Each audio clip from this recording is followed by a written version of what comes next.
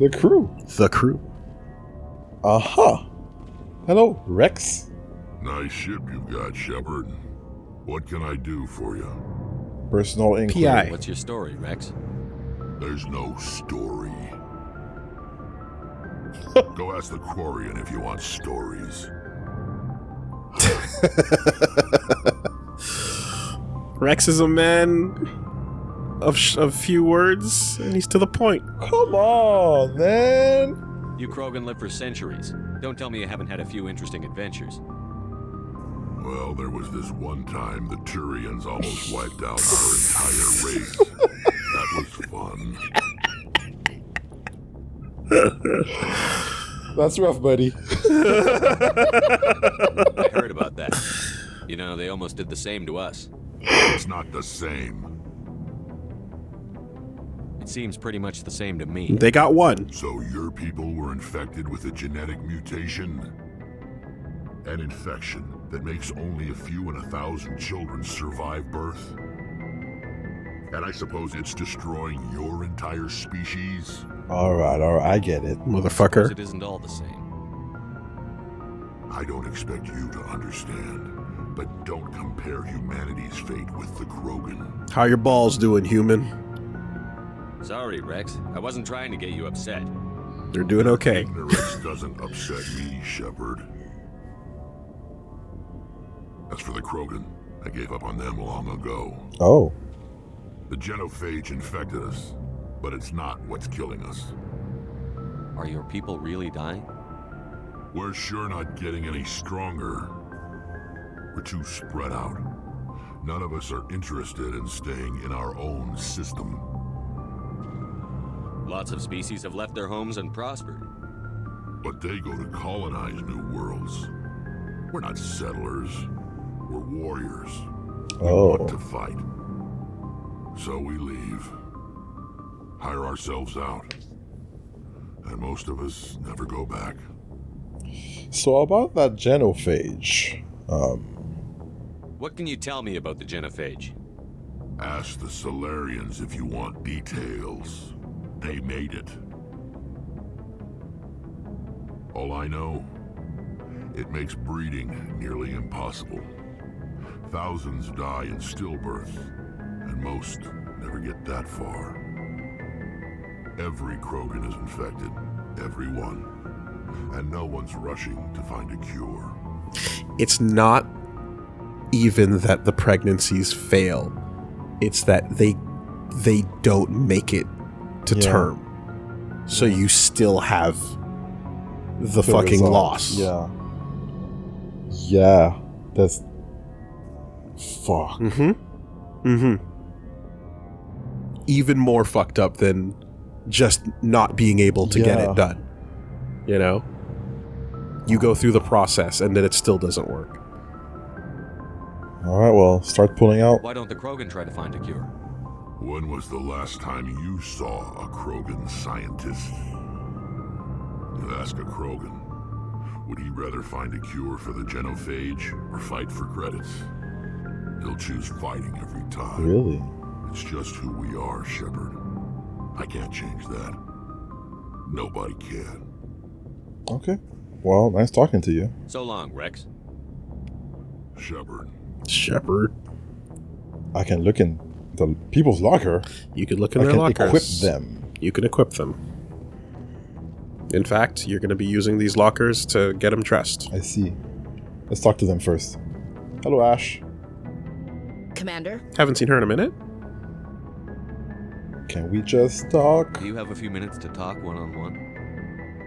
I'm sorry, Commander. I need to get my duties squared away. I wouldn't mind talking more later, though.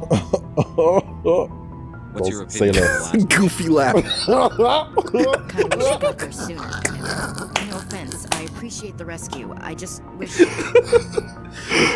That would save your I unit. wish we'd been able to save the rest of your unit. Yes, sir. If I had been more alert, we wouldn't have been cut down by an ambush. I told you, don't blame yourself, girl. The Geth are perfect ambushers. They don't move, they don't make noise, they don't even breathe. Sir, they have flashlight heads. I'll make sure it doesn't happen again. What's your opinion on the last mission? Kinda wish you'd got there sooner, Commander. No offense. I appreciate the rescue. I just wish... Yeah, well, you know. You wish we'd been able to save the rest of your unit. Yes, sir. If I had been more alert, we wouldn't have been cut down by an ambush. The Geth are perfect. Sir, they have flash...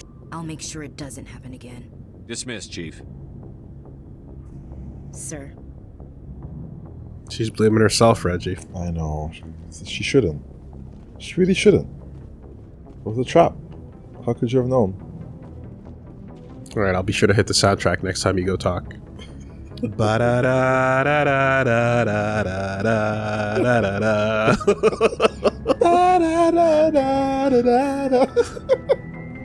Hey man, it worked for Heidi Klum.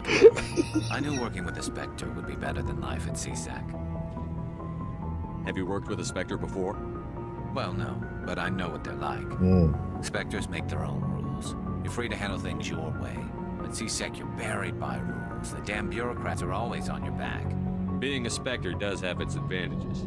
Exactly my point. If I'm trying to take down a suspect, it shouldn't matter how I do it, as long as I do it. Keeping it a buck. But CSEC wants it done their way. Protocol and procedure come first. That's why I left. So you just quit because you didn't like the way they do things? There's more to it than that. Hope so. It didn't start out bad, but as I rose in ranks, I got saddled. He's had it up to here with the rules. CSEC's handling of Saren was typical. I just couldn't take it anymore. I hate leaving. I hope you made the right choice. I'd hate for you to regret it later. Well, that's sort of why I teamed up with you. It's a chance for me to get off the Citadel, see how things are done outside CSEC. Either way, I plan to make the most of this. And without CSEC headquarters looking over my shoulder, well, maybe I can get the job done my way for a change. The next best thing to becoming a Spectre is hanging out with a Spectre. Yeah. Yeah. Spectre tells you do this. Alright? Real talk or real talk? Yes or yes? Right? Okay, I'm not a Spectre? Cool. Time to fucking hook up with one. That's my bro. He says we do it this way. We do it this way. See, that's why when Blue Lady came and touched me, I was like, who do you think you are? I'm a Spectre. Alright? Stay away from me. I mean, you were salivating at the opportunity to wait months to get in there a second before, but you know, do you? I'm telling you, man. Anyway. If getting the job done means endangering innocent people, then no. We get the job done right, not fast. Got it? I wasn't trying to. I understand, Commander. Diplomatic immunity. Oh. Although, you kind of chewed him out a little bit there. Yeah, well, now he knows. You're doing things my way. You're doing things my way, buddy. Alright? Alright. Okay. Alliance Requisition Officer? Hey, Commander. Looking for some extra supplies before you head out? What have you got? Whatever you want. Armor, weapons, mods. It's not standard Alliance issue, but that's not necessarily a bad thing. Well, as long as you don't mind paying for it. Wait, I have to pay for this shit? Why should Yeah, I pay sure you for do. my weapons and armor? My stuff doesn't come from the Alliance. I have to purchase it myself, I and it's see. not cheap. Hell, the licenses alone have set me back more than I'd like. But no licenses, no goods. Without the goods, I'm out of a job. Alright. What are licenses? Why do you need them? Manufacturers sell licenses. Each license allows me to buy and sell a certain brand of products. I already have several basic ones, but you'll need to buy more if you want me to bring in different brands. Many of the best licenses are hard to get, but they're well worth the cost if you can find them. Even Edgar had to pay at Figaro. That's true. That's true. Nothing was free. What do the different manufacturers offer? There are too many for me to keep track of, but each license will explain what it's good for. What are licenses? Manufacturers sell licenses. I already have several. Many of the best You have a licenses are hard license to for that get, but knife. they're well worth the cost if you can find them. How often will you get new items? Well, that depends on how many licenses you've purchased. But I'll rotate items on a regular basis regardless. Okay. And anytime we land someplace with a big enough port, I'll buy, sell, and trade whatever I can. I see. Check back often. I need to move items quickly, so only the most basic items will be stocked consistently. What Let's you see got? what you've got. You bet, Commander. Hey, you're a good worker. Big stuff. I like that. Lots, oh my god. Lots for sale here. Yeah. Though, you're going to have weapons, armor, shotgun, rifles, pistols. way out of your pay Very grade for expensive. now. Yeah. No, that's... But you got access to stuff. Anything I should sell? You can sell all your junk, certainly, but there's ways to make money once you're out. Should I try that Y button? All junk? Sure, why not? Let's see what it does. That sounds so scary. Okay. Junk is not anything you're gonna use anyway. Okay. Alright. And on the other side, we just spoke to everyone. Oh, shit, you have to mark things as junk before you do that. Oh, wait, never mind. Okay. Oh, okay. Alright. Alright, never mind. Codex time. My mistake. Yeah. Tell me about this Mako. The Mako infantry fighting vehicle was designed for the System Alliance's frigates.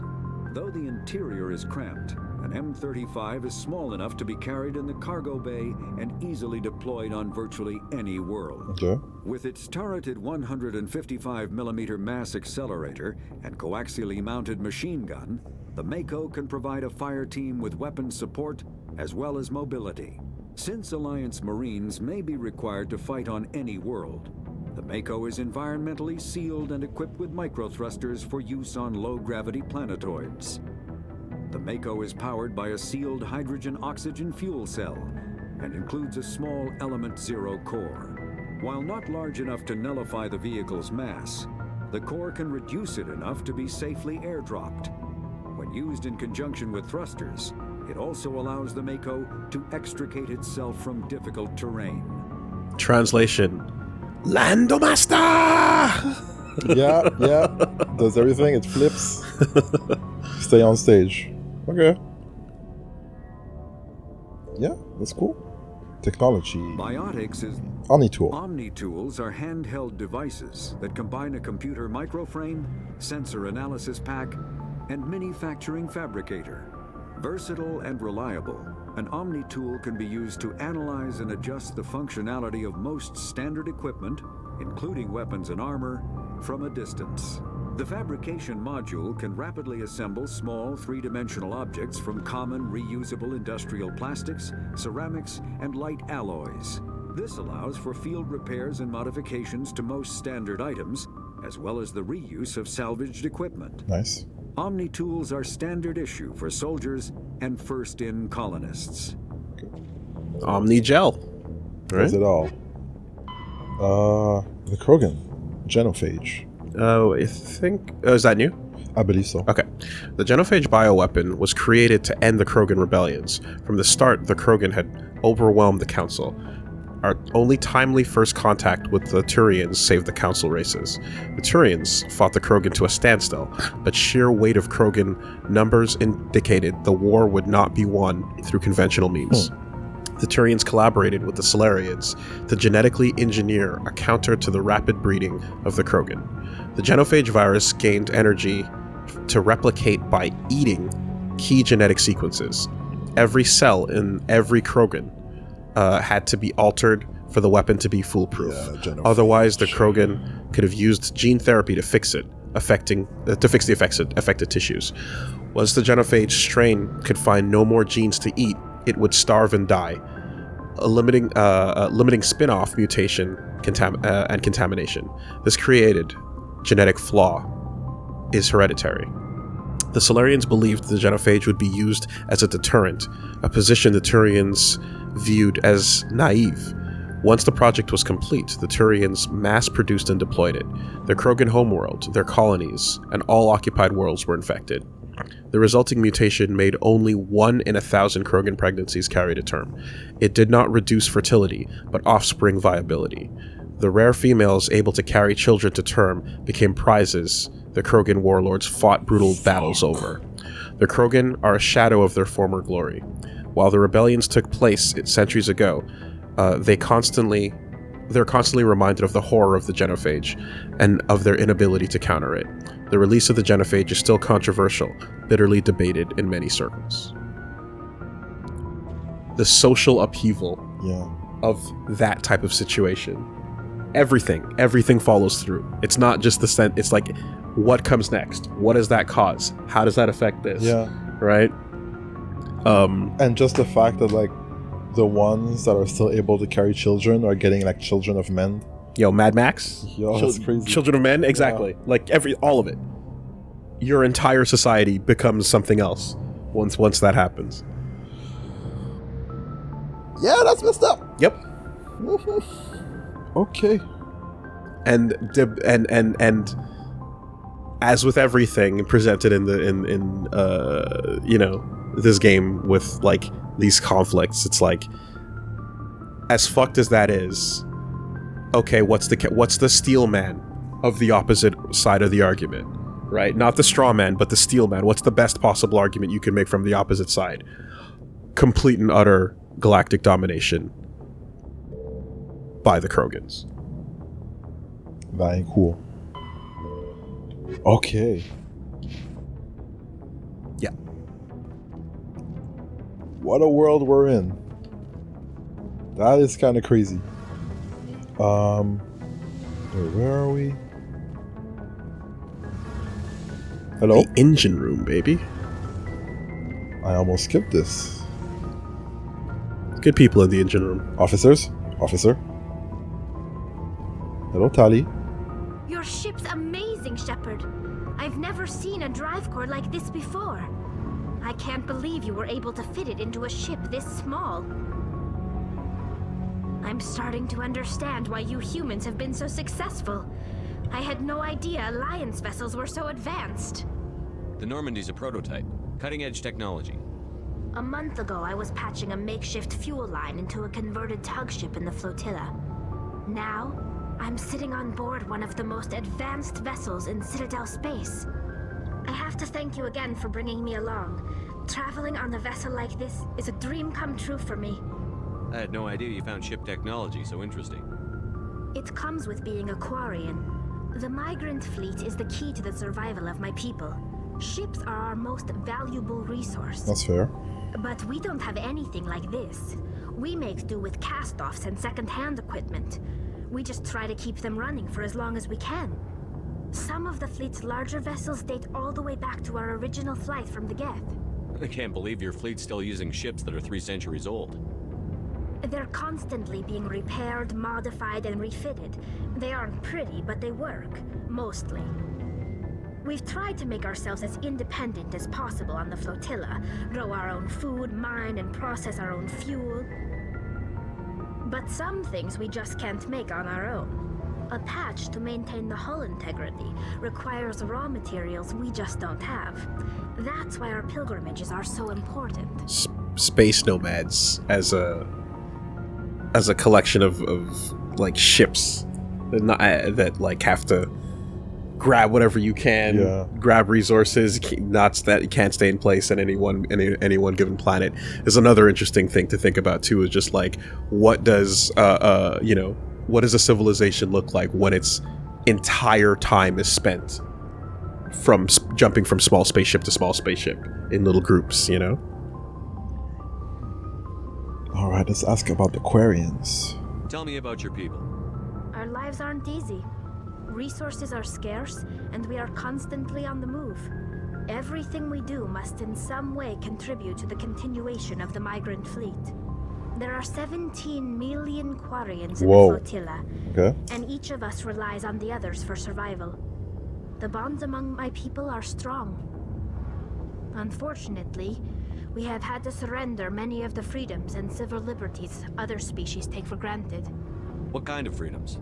Well, it's illegal for parents to have more than one child. If our population grows too much, it would strain our resources to their breaking point. Of course, we also can't allow our numbers to become too few. If our population is in decline, the rule against single births is temporarily repealed. In extreme cases of population decline, incentives are even offered to encourage multiple births. though the Conclave hasn't had to take such measures in nearly a century. The Conclave. That's your government. The Conclave is our civilian branch of government. Each ship can elect a representative to serve on the Conclave and make decisions that affect the fleet as a whole. Oh. On matters that affect an individual ship, however, the captain has the final say. It's a tradition that dates back to the early days, when the fleet was governed by martial law. Fortunately, most captains nowadays are smart enough to have an elected council from their crew to give them advice and guidance. So the ultimate power rests with elected officials. In practice, the Conclave and the respective council for each ship tend to set the rules that govern our daily lives. But in theory, we are still under military jurisdiction. The 5 top-ranking military officials in the fleet serve on the Admiralty Board. These 5 have the power to overrule any decision by the Conclave in case of emergency. To do so requires unanimous agreement among the Admiralty, and they can only do this once. After that, the entire board must resign their posts. Interesting. It's a safeguard that served us well.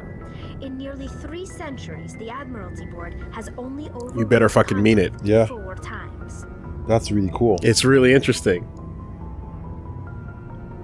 No extra 7-year mandate, no Third term, no fourth third term. Okay, we're good, Yeah. we're good. Yeah. Tell me about the Geth. I want to know more about the Geth. I doubt I can tell you anything you don't already know. It's been almost 3 centuries since they drove my people into exile. Right. All I know is the story of their origins. What they were when we created them, and how they turned on us. Interesting.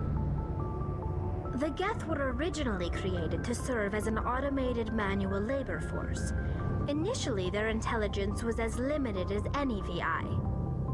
Over time, we made small modifications to their programming to allow them to perform more varied and complex tasks, bringing them closer and closer to true AI status. How come the council didn't step in and stop you? This wasn't true AI research. We may have been skirting the bounds of the law, but we never did anything that was actually illegal. The changes were so insignificant, so gradual, that we were able to control them. Or so we thought. But one thing we underestimated was the power of the neural network. 1 million Geth thinking simultaneously created an inherently unstable matrix. So, the Geth share brain power? Many of the Geth's logic systems were designed to work in concert with other nearby Geths. Folding it home. Basically, the more of them you have in a group, the smarter they are. So there's some sort of group consciousness? No, nothing like that. They cannot share sensory data or information. Their programming cannot handle that much simultaneous input. Each Geth maintains an individual awareness and identity. The neural network only operates on a process-based level. It's basically the synthetic equivalent of a subconscious. But when they're in close proximity, they can coordinate low-level functional processes, freeing up more capacity for original or independent thought. Power of the cloud. Okay, but what don't you get? That doesn't make any sense. What? I'm probably oversimplifying. Collective consciousness, Geth are man. Incredibly advanced and complex creations. All you need to know is that they get smarter when they gather in large numbers. As we built more and more Geth, their effective intelligence became more sophisticated, more abstract. One day, a Geth began to ask its Quarian overseer questions about the nature of its existence. Am I alive? Why am I here? What is my purpose? As you can imagine, this caused a near panic among my people. Why? What happened next? They dreamed of electric sheep.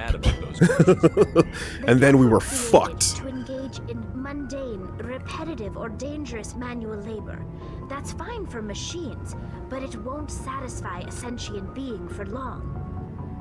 The Geth were showing signs of rudimentary self-awareness and independent thought.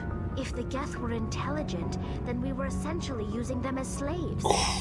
It was inevitable the newly sentient Geth would rebel against their situation. We knew they would rise up against us, so we acted first. A general order went out across all Quarian-controlled systems to permanently deactivate all Geth. The Geth responded to this order violently. Shepard, you've seen the movie The Matrix. You've seen the Animatrix, the prequel animation. It's kind of like that. You know. You start stomping on the robot butlers and they're like, hey, could you stop? Yeah. Hey, That's it. Why do we have to blot out the robots? sun? Why not start right now?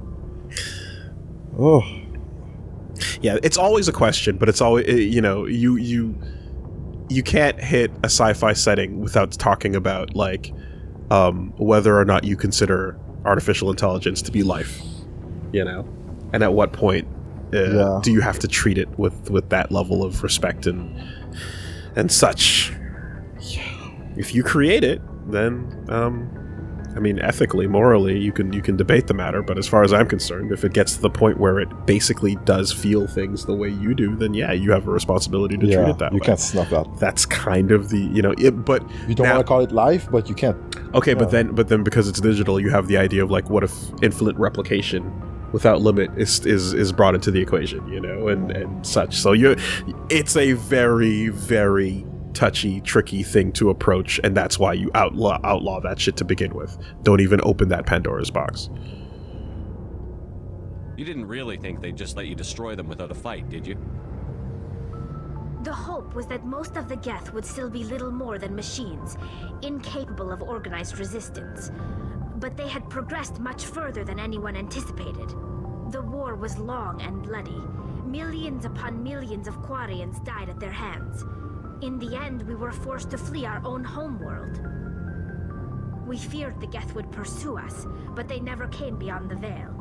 Now we drift through space, exile searching for a way to reclaim what was once ours. Oh, man. Jesus. Yo, like, they defended themselves. It's hard to feel sorry for you. Your ancestors tried to wipe out another species. Wow. We made a mistake when we created the Geth in the first place, but we did not make a mistake when we went to war against them. If we had not acted, they would have wiped us out. They're a synthetic life form. They have no use for organics. None. Why do you think they cut themselves off from the rest of the galaxy? Why do you think they've killed every organic being who's ever tried to contact them?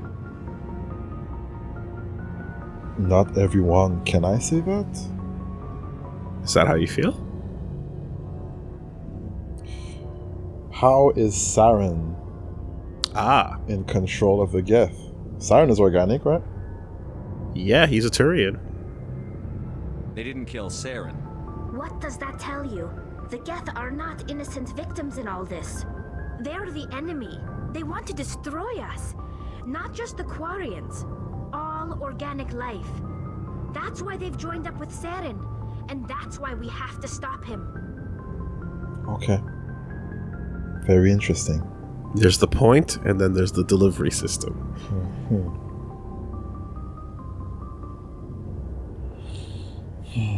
I want to know more about the pilgrimage. When my people reach maturity, we leave our birth ships and seek acceptance with a new crew.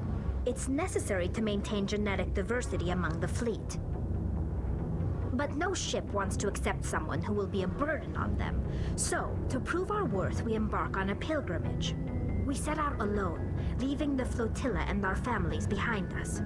We only return once we have found something of value we can bring back to the fleet. This is presented as a gift to the captain of the respective ship we wish to join. If the gift is accepted, we are welcomed into the crew. Can a captain choose to reject the gift? That doesn't happen often. Most captains are eager to increase the size of their crew. It increases their own standing in our society. Even when the gift is not particularly valuable, the captain usually accepts it out of a sense of tradition. However, there is a stigma to presenting a substandard gift. It's not the best way to make a good impression on a new community. Most pilgrims don't return until they find something worthwhile. So it can double as a space Rumspringa, where you're just like, maybe I'll stay out, never come back if you don't want to. return to the flotilla. I can't believe they just send you off alone. It's not like they just cast us out. Before we leave, we are given lessons in how to survive outside the flotilla, and given gifts to help us on our journey. We also receive implants to fight off sickness and disease. Generations of living in an isolated and highly controlled environment have left our immune systems weaker than most. By the time we leave the fleet, we are well equipped for the pilgrimage. This is a rite of passage for all Quarians. If it were dangerous, our numbers would suffer. Virtually every pilgrimage ends with a triumphant return and the ritual presentation of the gift to one of the fleet's captains. I want to talk about something else. Like what? Well, we've spoken about everything. Mm-hmm. I should go. See you later. Well, that's the Quarians. Interesting. Oh my god. Okay. Hello, this is Quarian Prime Minister Shinzo Abe. I am no longer politely asking you to have sex. Reproduce immediately. Oh my god. Make it happen. Abe, no!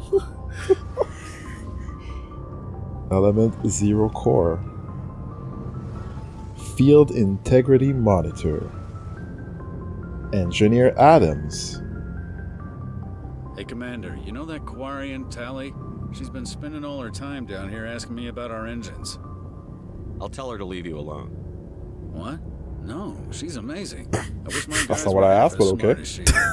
Give her a month on board and she'll know more about our engines than I do. She's got a real knack for technology, that one.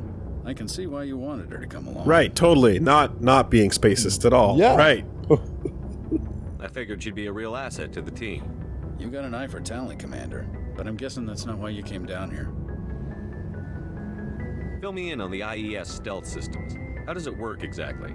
You can't hide a ship out in space. They emit too much heat and radiation. Too easy for sensors to pick them up, unless you find a way to capture those emissions. Yes. So our stealth systems trap the energy we give off in storage sinks built into the ship itself. No emissions to give away our location. Eventually the sinks have to be vented. More than a few hours silent running and they overheat. Cook us inside our own hull. There's no way Space for anyone to stealth. detect us? A visual scan can still pick us up. Anyone looking out a window can see us plain as day. But you have to be pretty close to get an actual visual out in space. Most vessels rely on scanners. As long as the stealth systems are engaged, they can't see us.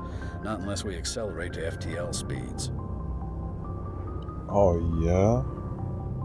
Oh yeah. I feel like we've heard something. We about just that. read. We Yeah, just yeah, read about exactly. it. Yeah. You're not gonna miss it if Yeah. something is moving faster That's than light. Yeah. Why doesn't it work with faster than light travel? Cranking up the FTL blue shifts our emissions, pushes them into frequencies too high to capture in the sinks. As soon as we make the jump, it's like setting off a flare. Sensors can pick up our location whenever we enter or exit FTL flight, but for short-range missions, our stealth systems are amazing, and we've got the only one. Really? Okay, but what if in a dire situation we use our FTL to kamikaze into a giant dreadnought? That could work. Has anyone ever thought of that?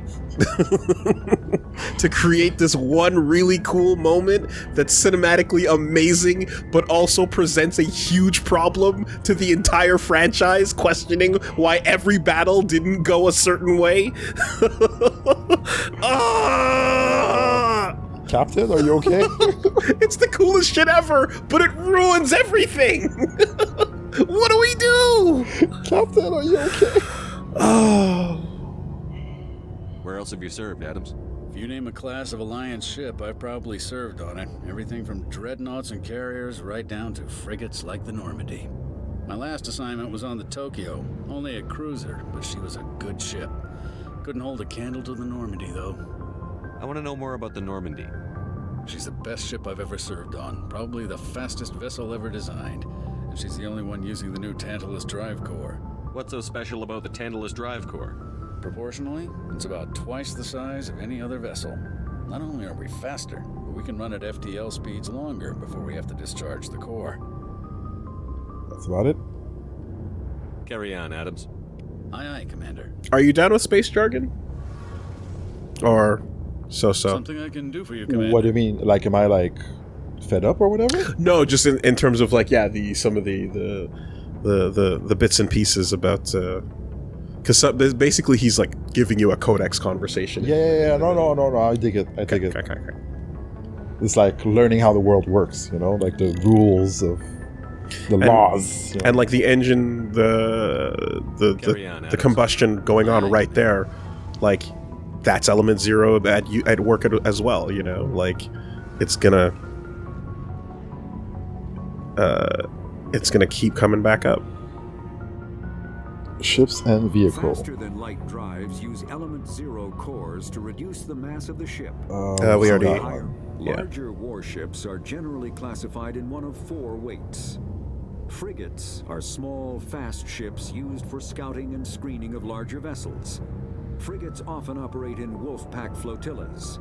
Cruisers are middleweight combatants, faster than dreadnoughts and more heavily armed than frigates. Cruisers are the standard patrol unit and often lead frigate flotillas. Dreadnoughts are kilometer-long capital ships mounting heavy, long-range firepower. They are only deployed for the most vital missions. Carriers are dreadnought-sized vessels that also carry large numbers of fighters. Smaller vessels are almost exclusively used in a support role to the warships during combat. Fighters are one-man craft used to perform close-range attacks on enemy ships. Interceptors are one-man craft optimized for destroying opposing fighters. I see. Frigates, cruisers, dreadnoughts, carriers. The Mako... technology. Biotics is the ability. An artificial intelligence is a self-aware computing system capable of learning and independent decision-making. Creation of a conscious AI requires adaptive code, a slow, expensive education, and a specialized quantum computer called a blue box. Tell me about the morals. AI cannot be transmitted across a communication channel or computer network. Without its blue box, an AI is no more than data files. Loading these files into a new blue box will create a new personality, as variations in the quantum hardware and runtime results create unpredictable variations. The Geths serve as a cautionary tale against the dangers of rogue AI, and in Citadel space, they are technically illegal. Advocacy groups argue, however, that an AI is a living, conscious entity, deserving the same rights as organics. They argue that continued use of the term artificial is institutionalized racism on the part of organic life. The term synthetic is considered the politically correct alternative. What do you mean artificial? Oh, we're not real, are we? Oh man, we're all fake. It's a new world, huh? You gotta be careful what you're saying. Okay. Excuse me? Fake ass. AI? What do you mean fake ass, motherfucker? Oh, I'm sorry. What's good, motherfuckers? Gang size. Damn. In numbers. A virtual intelligence man. When all right. subjected to an electrical current, ESO. material dubbed element 0 or ESO emits a dark energy field that raises or lowers the mass of all objects within it. This mass effect is used in countless ways. This is the thing. From generating artificial gravity to manufacturing high-strength construction materials. It is most prominently used to enable faster-than-light space travel. ESO is generated when solid matter, such as a planet, is affected by the energy of a star going supernova. The material is common in the asteroid debris that orbits neutron stars and pulsars. These are dangerous places to mine, requiring extensive use of robotics, telepresence, and shielding to survive the incredible radiation from the dead star. Only a few major corporations can afford the setup costs required to work these primary sources. Humanity discovered refined element 0 at the Prothean Research Station on Mars. allowing them to create mass effect fields and develop FTL travel. So they didn't refine it themselves. No. We found that shit nearby. Right. Which is, again, when we went on Mars. Which is the idea of like, yo, so how the Protheans, like, fucking, y'all did everything. They've been everywhere. Set it all up, and then let's see if y'all make it. You know, you'll get here when you get here, and when you do, all right, we can look at you and have a conversation. You know, let's have a cup of tea whenever you're ready. But you got to be impressive enough to make it this far. You know, it's interesting. The Enkindlers. And the Enkindlers, exactly. And then starting the fire. And then the other thing too is like, once you're looking at like the ability to again break the laws of physics as you've conventionally learned them to that point too, I feel as if, like, depends on your fiction, but like I feel like step 2 immediately is like, okay, time to go make a Dyson sphere if we can do this, right? If you can collect the material to just turn a fucking dead star into an engine, then you can just keep it going. You're good. Money in the bank forever. Let's take it to war. EZO is for short. Element 0 EZO for short. Mass effect fields. Element 0 can increase or decrease the mass of a volume of space-time when subjected to an electrical current. With a positive current, mass is increased. With a negative current, mass is decreased. The stronger the current, the greater the magnitude of the dark energy mass effect. In space, low-mass fields allow FTL travel and inexpensive surface-to-orbit transit. High-mass fields create artificial gravity and push space debris away from vessels. In manufacturing, low-mass fields permit the creation of evenly blended alloys, while high-mass compaction creates dense, sturdy construction materials. The military makes extensive use of mobility-enhancing technologies, with Mass Effect utilizing fighting vehicles standard frontline issue in most military forces. Mass Effect fields are also essential in the creation of kinetic barriers or shields to protect against enemy fire. When you launch a rocket into space, every single kilogram matters.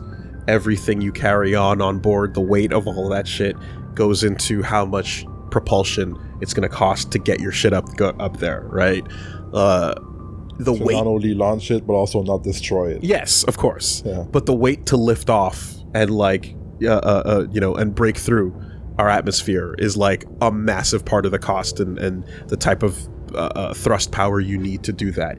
If you can fuck with the mass of the ship itself and everything on it, that becomes a completely different equation. All right. So, Quarian economy, government, and migrant fleet.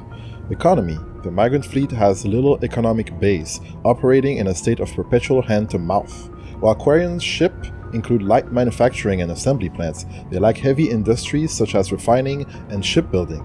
The fleet has tankers for water purification and oxygen cracking, but the space-intensive nature of agriculture limits food production.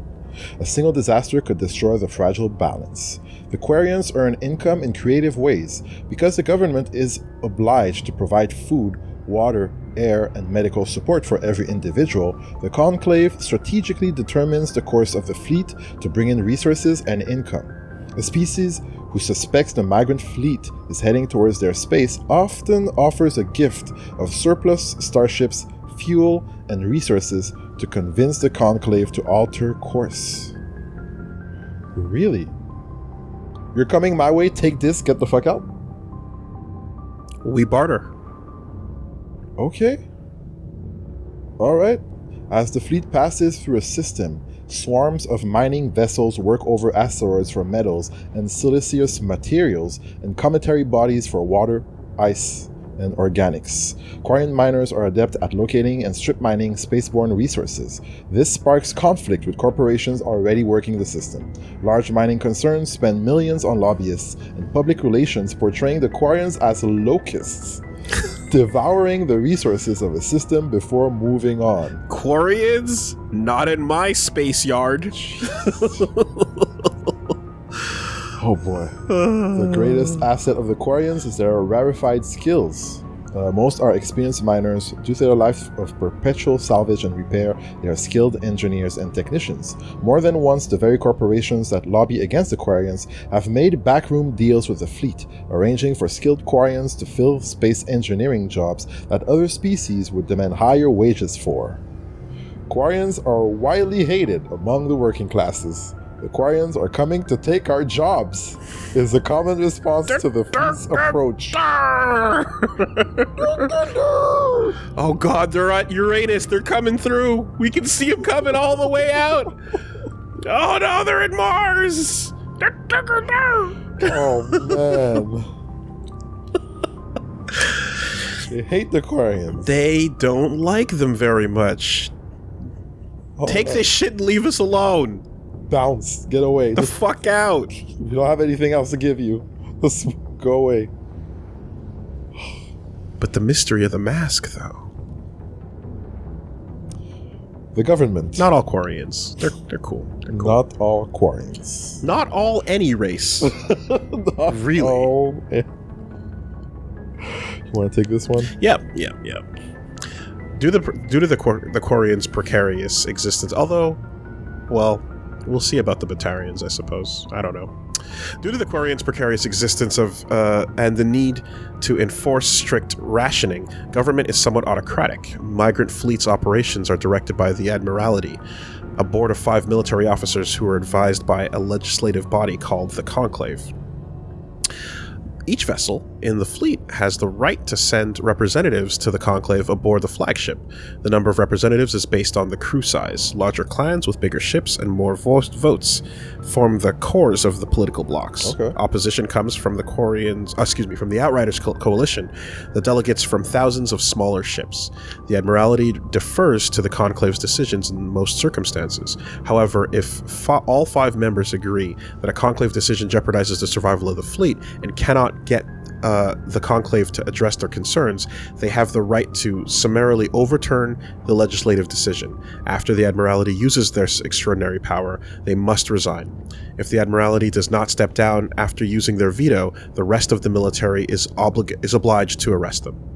Each ship captain has the authority over his vessel, but is advised by an elected civilian council, just as the Admiralty is advised by the Conclave.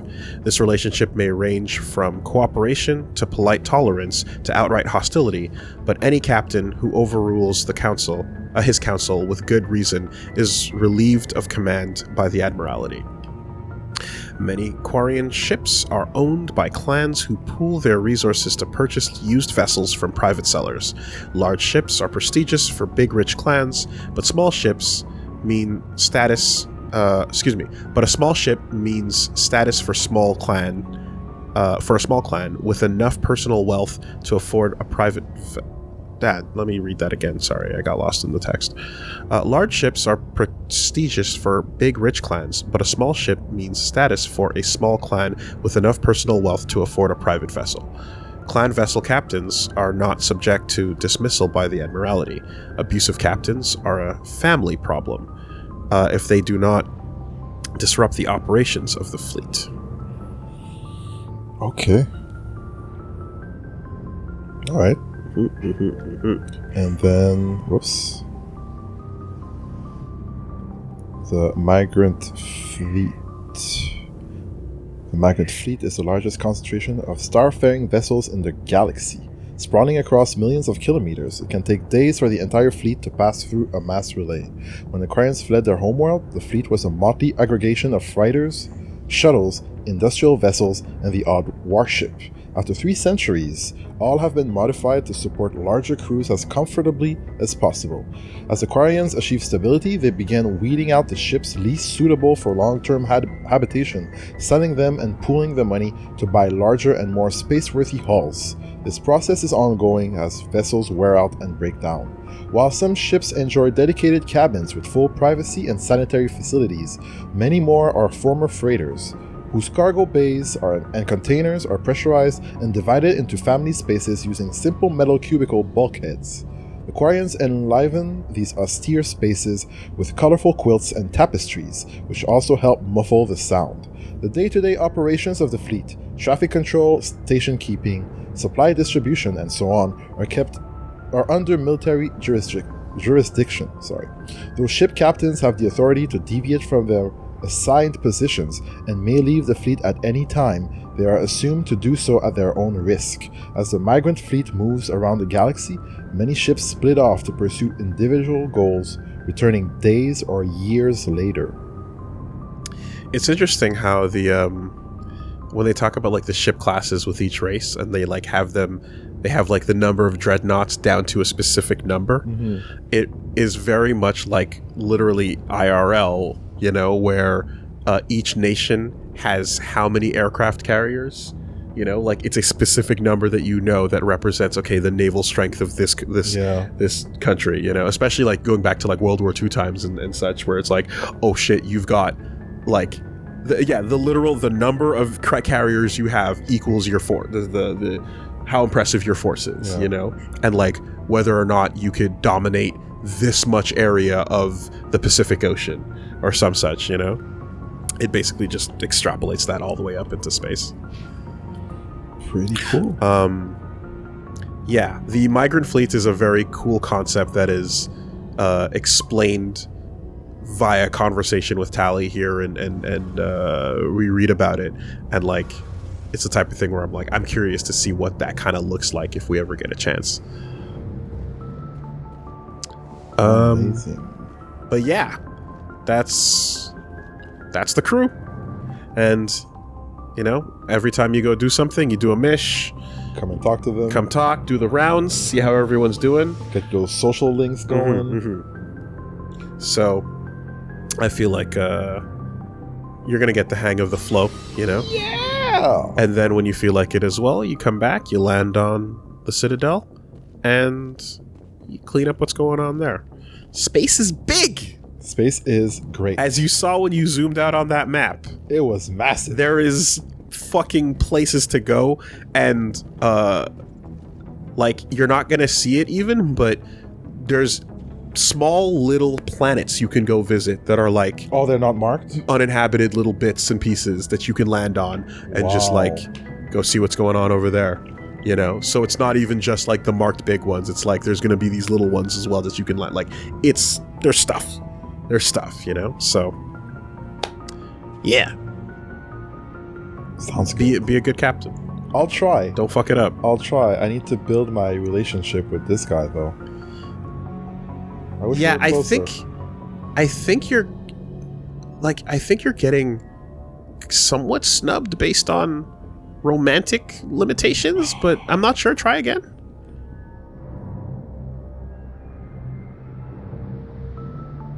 Super dramatic turn. Anything you need, Commander?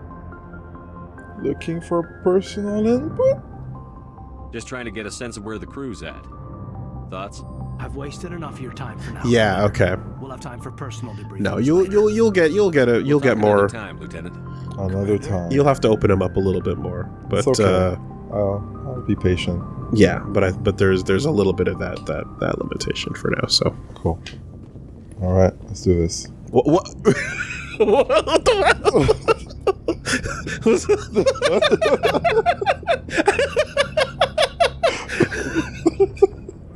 I look away for 1 second. God damn it. Reggie's in control, folks. That's all him. Don't look at me. Don't look at me. I didn't do anything. I'm not sure I understand. Uh-oh. Uh-oh. Oh, no. Siri! Hey, yo, Siri, what up? What's up? What's up? What do you mean, artificial? You will all die in 2037. What? Yo, Cortana? Help! Alexa! Oh, no!